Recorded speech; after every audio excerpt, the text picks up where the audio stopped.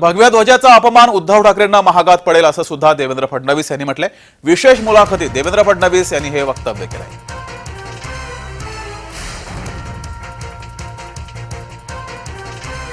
ज्या पद्धतीनं भगव्या ध्वजाला फडकं म्हणण्यापर्यंत विरोधकांची मजल गेली आहे, याची किंमत काय चुकवावी लागेल? की मी जे मध्यंतरी बोललो होतो की उद्धवजींना सायकियाट्रिस्टची आवश्यकता आहे, त्यांना मदतीची गरज आहे, हे आता त्यांच्या स्टेटमेंट्सवरनं स्पष्ट होत आहे।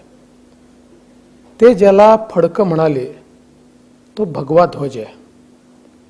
आणि ज्यावेळी राष्ट्रीय स्वयंसेवक संघामध्ये गुरु कोणाला मानायचं हा प्रश्न निर्माण झाला, त्यावेळी डॉक्टर हेडगेवारांनी सांगितलं की हा भगवा ध्वज आहे, जो प्रभू श्रीरामांचा आहे, जो प्रभू श्रीकृष्णांचा आहे, जो छत्रपती शिवाजी महाराजांचा आहे, हा भगवा ध्वजच आपला गुरु असू शकतो। आणि म्हणून गुरुस्थानी तो भगवा ध्वज त्या ठिकाणी ठेवला। पण अलीकडच्या काळामध्ये उद्धव ठाकरेंना फक्त हिरवा झेंडा आवडतो, भगव्या झेंड्याशी त्यांचा संबंध संपला आहे। भगवा झेंडा त्यांना फडकं वाटतो आणि पाकिस्तानचा झेंडा घेऊन नाचतात। त्यांच्या मिरवणुकीमध्ये पाकिस्तानचा झेंडा नाचवला जातो, त्यामुळे त्यांची मानसिकताच यातनं समजते।